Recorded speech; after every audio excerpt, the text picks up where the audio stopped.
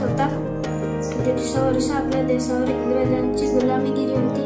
त्याने आपल्याला या त्रासातून मुक्ती होण्यासाठी लोकांनी त्यांच्या विरुद्ध लढा दिला. महात्मा गांधी, सुभाषचंद्र बोस यांना यश आला. आपला भारत देश 15 ऑगस्ट 1947 रोजी स्वातंत्र्य झाला. तेव्हापासून आपण 15 ऑगस्ट स्वातंत्र्य दिन म्हणून साजरा करतो. एवढं बोलून मी माझे भाषण संपवितो. जय हिंद, जय महाराष्ट्र. ही नम्र विनंती. त्याचा जन्म 14 एप्रिल 1891 रोजी हमू या गावी झाला. त्याचा पूर्ण नाव भीमराव रामजी आंबेडकर असे होते.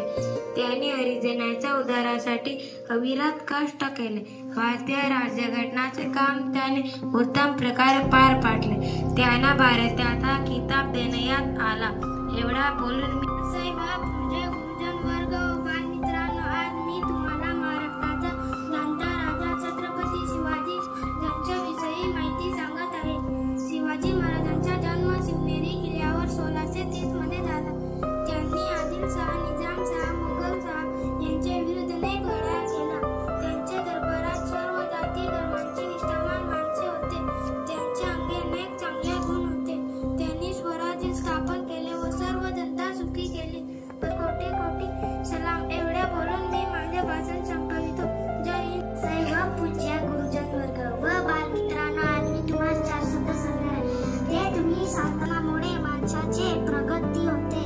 शिक्षणाला फार महत्त्व आहे का? मुलगीचे शिक्षण त्या दोन्ही घरी कमी शिक्षण करू नका. मुलगीची संख्या कमी झाली आहे. त्याच्यामुळे शेतड बांधून त्याच्या आपण सर्वांनी आनंदाने व सुखाने राहूया. एवढा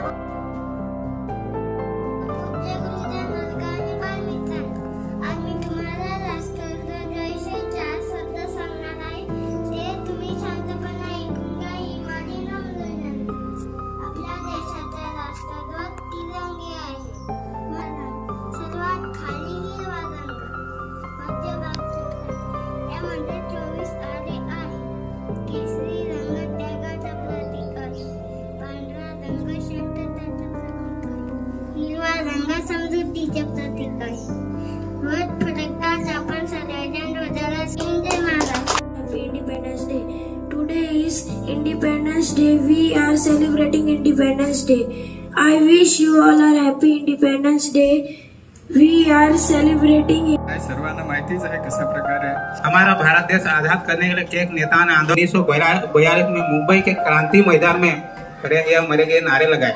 एक लोगों को जाने दिए. अनेक नेताओं को पकड़कर जले बंद किए. फिर भी आंदोलन पीछे नहीं. मेरे यहाँ 2 शब्द खत्म करते हैं. जय हिंद, जय महाराष्ट्र.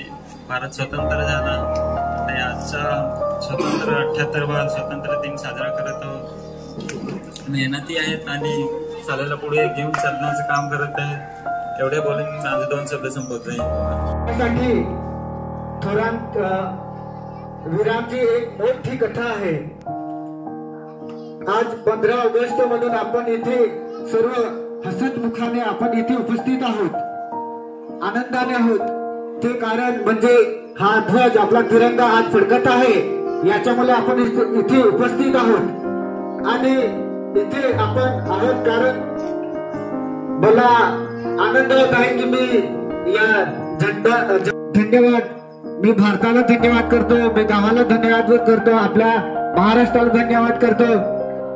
आणि देशप्रेम म्हणजे आपण इथे येऊन आपण सोशल मीडियावर आपण शेअर करतो की आज इंडिपेंडन्स डे आहे. तितकेच नव्हे तर आपल्याला या गावासाठी, या देशासाठी, या राज्यासाठी आपण काय करावे, तर हे विचार करून आपण काहीतरी आता सांगण्याचे हेतू हेच आहे की घरात तर आपण परिसरामध्ये, घरामध्ये आपण कचरा साफ करतो. एक अभियान म्हणून स्वच्छ भारत आपला आहे, त्यासाठी आपण कचरा साफ करणे हे पण एक देशप्रेमच आहे. कोणाला रुग्णाला जर रक्ताची गरज असेल तर आपण रक्तदान करू शकतो, हे पण एक देशच प्रेम आहे आपला. आणि असे अनेक पटांगणावर खेळून आज तुमच्या समोर उभा आहे आणि मान्यवर व्यासपीठावर आमचे सर्व ग्रामस्थ तसेच गुरुजन वर्ग यांनी मला इथे 2 शब्द बोलण्याची संधी दिली, त्याबद्दल मी त्यांचे आभार मानतो. की आज आपण या टेक्नॉलॉजीच्या दुनियेमध्ये जगत आहोत. सर्वांकडे, लहान लहान मुलांकडे सुद्धा सर्रासपणे मोबाईल वापरतो. त्या मोबाईलमध्ये बऱ्याच अशा चांगल्या गोष्टी शिकण्यासारख्या येतात आणि बऱ्याच अशा गोष्टी जे आपण न शिकण्यासाठी असतात ते पण बघतो. ते सांगितलं नाही. बहुत दिवस तुमच्यासाठी मेहनत घेत आहेत की आपला विद्यार्थी हा व्यवस्थित शिकून बाहेर पडला पाहिजे आणि ह्या शाळेचं नाव केलं पाहिजे. मान ठेवावं आणि दिलेला अभ्यास हा व्यवस्थित रित्याने पार पाड. वर्गात असं वाटलं की आपल्याला काय कळलं नाही तर मुद्दा म्हणून आपण गपचूप लाज येते म्हणून बसून नाही राहावं आणि सरळ सरांना आणि सर आपल्यासाठी बसलेले आहेत. कारण आपल्या विद्यार्थ्यांना काही आलं नाही त्याच्यासाठी आपण त्यांना शिकवण्यासाठी बसलेले आहे. तर आपण त्यांचा फायदा घ्यावा की आपल्याला ज्या टायमाला कळलं नाही त्या टायमाला विचारावं का हो सर हे मला कळलं नाही, तेव्हा ते सर तुम्हाला दाखवतील का हो आपल्या विद्यार्थ्यांना हे कळलं नाही. कारण आपल्याकडे त्यांच्याकडे इतके विद्यार्थी असतात, जेव्हा आपल्या घरामध्ये आपले 2च पोरं असतात पण त्याच्यामुळे आपण लक्ष देऊ शकत नाही. तर ग्रामस्थांना मला इतकं सांगणं आहे की जेव्हाही आपला मुलगा शाळेतून घरी येतो तर सगळ्यांकडे कामं असतात, शेतीची कामं असतात, बाहेरची कामं असतात, कामावर जातात आणि वडील आणि आई काही घरांमध्ये पालक हे शिक्षित नाही. पण आजचा असा टाइम आहे की घरामध्ये एक तरी माणूस शिकलेला आहे तर त्यांनी 10 मिनिटं या 5 मिनिटं आपल्याला कळत नसेल तरी सुद्धा त्याला घेऊन बसावं. अरे बाबा हे काय लिहिलेलं आहे त्याला वाचून दाखव. असं रुटीन आपण चालू केलं की घरी गेल्यानंतर बाबा नाही तर मम्मी, आई नाही तर माझा भाऊ नाही तर काका कोणीतरी मला घेऊन बसत आहे. तर त्याच्यासाठी मी वर्गातच मी लक्ष दिलं पाहिजे आणि व्यवस्थित वाचून घरी मला कोणीही ओरडलं नाही पाहिजे. त्याच्यासाठी ते तत्पर राहतील.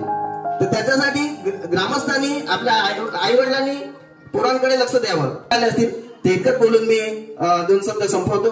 जय